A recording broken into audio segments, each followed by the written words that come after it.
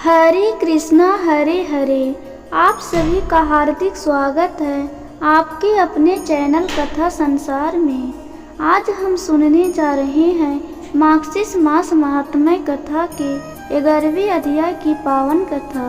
यदि आपने अब तक पिछले अध्यायों का श्रवण नहीं किया है तो वे सभी वीडियो हमारे चैनल पर उपलब्ध है। आप वहां जाकर उन्हें अवश्य सुनें और भगवान की अमृतमयी कथाओं का लाभ प्राप्त करें।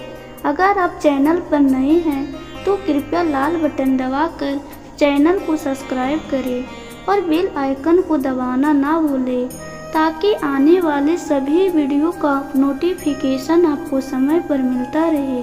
कमेंट बॉक्स में श्रद्धापूर्वक लिखें ओम नमो भगवते वासुदेवाय। तो आइए अब आरंभ करते हैं मार्गशीर्ष मास महात्म्य कथा के 11वें अध्याय की पवित्र श्रवण। एक बार ब्रह्मा जी ने भगवान विष्णु से विनम्रता से पूछा, हे प्रभु, कृपया करके हमें बताइए कि एकादशी का महत्व क्या है और मूर्ति पूजन का सही विधान क्या है। भगवान विष्णु मुस्कुराए और बोले, हे ब्रह्मा जी, सुनिए, मैं आपको ऐसी पवित्र कथा सुनाता हूँ जिससे सुनने से बड़े पाप भी नष्ट हो जाता है। बहुत समय पहले काम्पल नगर में वीरबाहु नाम का एक महान राजा रहता था। वह सत्यवादी, क्रोध को जीतने वाला, विद्वान, दानवीर और सबसे बढ़कर विष्णु भक्त था। कथा सुनने में उसे बड़ा आनंद मिलता था। वह हमेशा भक्ति में लीन रहता था। उसकी रानी कांतिमती अतुलनीय सुंदर, पतिव्रता, अत्यंत सज्जन और भगवान की प्रेमी भक्त थी। एक दिन राजा के घर महामुनि भारद्वाज आए। राजा ने उन्हें देखते ही आदर से उनका स्वागत किया, पूजा की, आसन दिया और कहा, हे मुनि श्रेष्ठ, आज आपका मेरे घर आना मेरे लिए महान सौभाग्य है। आपके दर्शन मात्र से करोड़ों पाप मिट जाते हैं।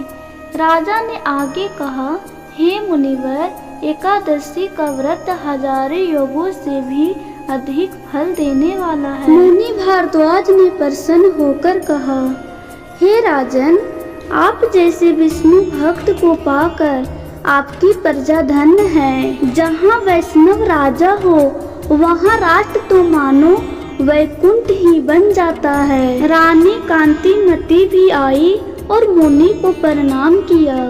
मुनि ने आशीर्वाद दिया, सौभाग्यवती रहो, सदैव पति की सेवा करो और भगवान केशव में तुम्हारी निश्चल भक्ति बनी रहे। इसके बाद राजा ने विनम्रता से पूछा, हे मुनिवर, कृपया करके बताइए, मुझे यह समृद्ध राज कैसे मिला? इतना तेज, बल और स्वास्थ्य कैसे मिला? सुंदर और पतिव्रता पत्नी किस पुण्य के कारण मिली? मेरे पूर्व जन्म के कर्म क्या थे? मुनि ने ध्यान लगाया और बोले, हे राजन, आपके पूर्व जन्म का रहस्य मैं देख रहा हूँ। सुनिए, पूर्व जन्म में आप शूद्र जाति में जन्मे थे, हिंसा करते थे, बुरे कर्म करते थे, पर आपकी पत्नी उस जन्म में भी पतिव्रता और धर्म निष्ठ थी। जब आपके पाप बढ़े, धन नष्ट हो गया, मित्र व परिवार ने छोड़ दिया, जीवन दुखों से भर गया, तब आप दोनों जंगल में रहने लगे और जीवों को मारकर पेट पालते थे। एक दिन वृद्ध ब्राह्मण देव शर्मा उस जंगल में रास्ता भटक कर आ गए। बहुत थके हुए थे और जमीन पर गिर पड़े। आपको दया आई, आपने उन्हें उठाया, पानी पिलाया, फल दिए और अपने आश्रम में ले जाकर आराम कराया। आपकी पत्नी ने भी प्रेम से सेवा की।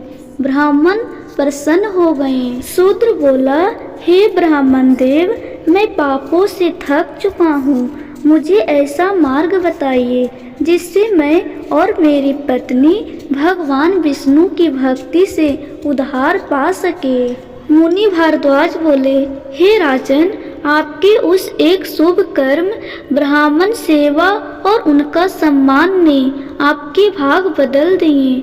उसी पुण्य से आज आप राजा बने, धन धान और तेज के स्वामी बने और आपको यह पतिव्रता रानी मिली। तो भक्तों, इस प्रकार स्कंद पुराण के मार्गशीर्ष मास महात्म्य का अध्याय 11 पूर्ण होता है।